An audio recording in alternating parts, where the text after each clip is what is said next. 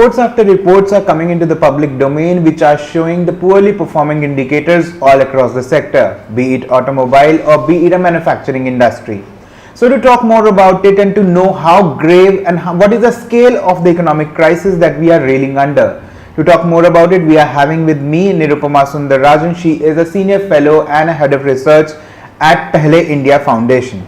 So thanks Nirupama, thanks for joining us. Firstly, I would like to start off with a very important question. The report that has come out from Pahle India Foundation, of that report you are a co-author. And that report talks about sector-specific approach for improving ease of doing business. So can you throw light on that report? What are the premise of that report? What are the methodologies you adopted? So when Pahle India Foundation first began to work on ease of doing business, we began like most other frameworks, which was looking at it state-wise.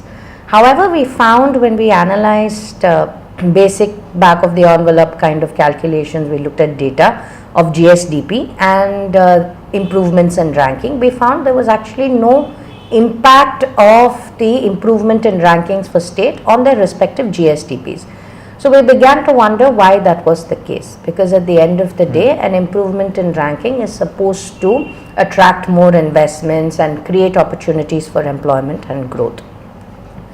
We realized that this is probably because of two reasons. One, there is usually a lag between a time of a report, an implementation of a reform and the impact. But second, more importantly, we believe that because the recommendations are more at a macro level in terms of what states have to do, they may not have the desired impact on a sector per se. So for example, even for states that have been traditionally at the top of the ranking, it is not that all sectors contribute equally or that all sectors have no problems at all in functioning. So we believe that if you take a sectoral approach to ease of doing business, then states will have the right to choose which sectors really matter to them and look at each of it separately and focus on easing doing business for those sectors. We also believe that it will not be sufficient to just look at single sectors and silos, but to look at an entire value chain, which means looking at input sectors, looking at output sectors, thereby creating a framework for an economy to grow. And our hypothesis therefore is that if you take a sectoral approach where states can choose the sectors they want to concentrate on depending on the potential the sector has to contribute to growth, we will see more quantifiable gains for the state in terms of both GSDP, employment creation and even investments coming in. So that was the premise. So you talked about the report. Which are the specific sector you picked up for like studying all the things about the ease of doing? So we undertook a case study of three sectors, which was sugar, alcohol beverages and tourism. And we picked these three sectors for three reasons actually.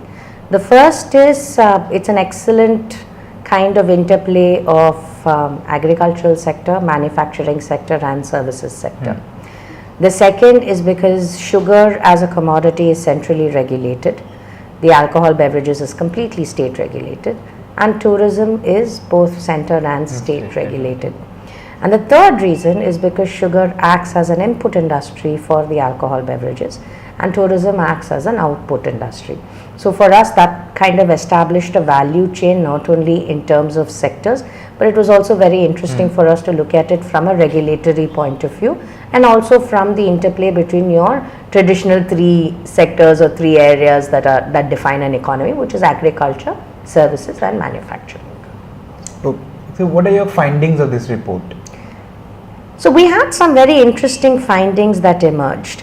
So from a macroeconomic point of view, we do believe that easing doing business will help sectoral growth, and I think that will add to the GSDP. For example, in most states, after GST and after stamp duty, the alcohol sector and excise collection through that sector is the largest contributor to revenue. So that sector has often been used as a way to generate extra revenue and sometimes even to fund disaster relief or to fund farm loan waivers by raising excise duty in a random manner for a short duration, of time, etc. We also found that from an excise point of view, procedures are almost all across all states. They're almost all of them are offline. So digital India hasn't really penetrated into the excise department and in terms of process approvals or putting any of them. So they all still work on paper trails. So that was another big finding and also therefore a recommendation for us. The third we found is for the hospitality sector, which is a large contributor of tourism. They seem to suffer because of a lack of any kind of vision document or for the lack of any kind of nodal department or ministry, and I think they will benefit from that.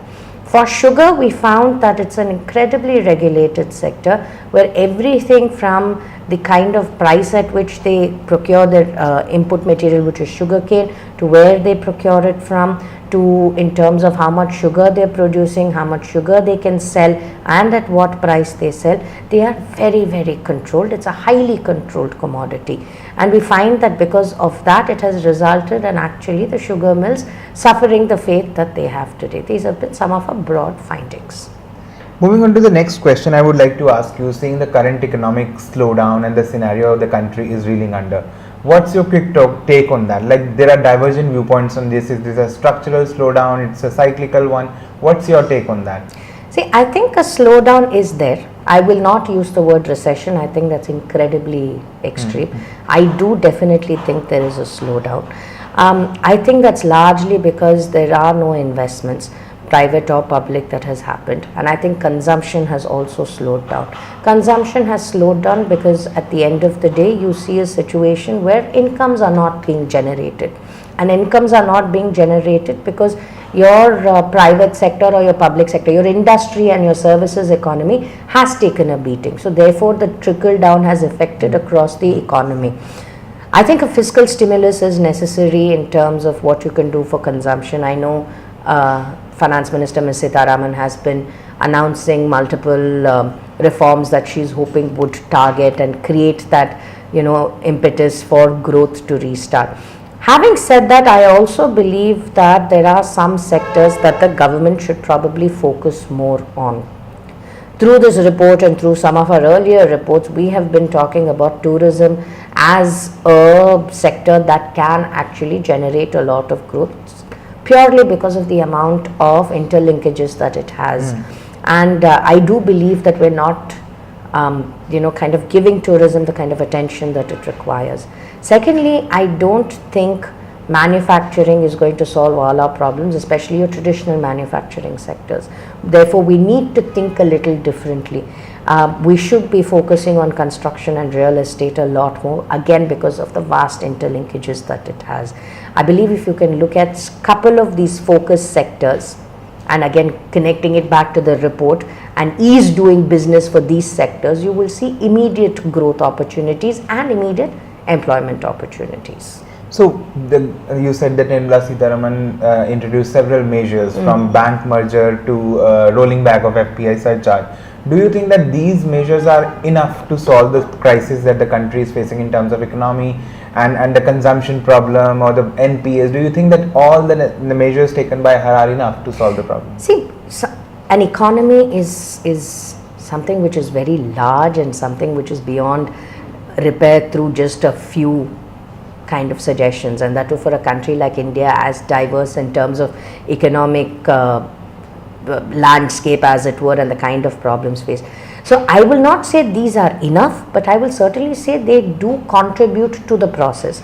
It is always going to be incremental. It's never a magic wand process, and you will see each of them playing their part in supplementing other reforms and in complementing other reforms, which collectively will lead to economic growth.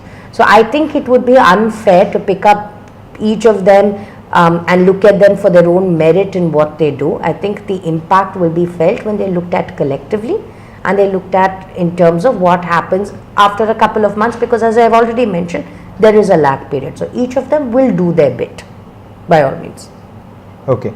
And so the next question is about the NPA. We are talking about the bank merger NPA. Some government bureaucrats said that the current NPA are due to the indiscriminate lending that started in the time of the UPA. So do you think and do you agree with this statement? And what's your take on that? I do have to agree with this statement of indiscriminate lending during a particular phase. I think the UPA, when the UPA government was there, you saw bull runs happening in the stock market, and you had a general sense of growth that was, prevalent. And I think industry was excited, and as was the bank. So I think there was a lot of indiscriminatory lending, and because the returns that one got was so high, I don't think the lending was really backed by fundamental reasons, which is probably why we are in the soup that we are today.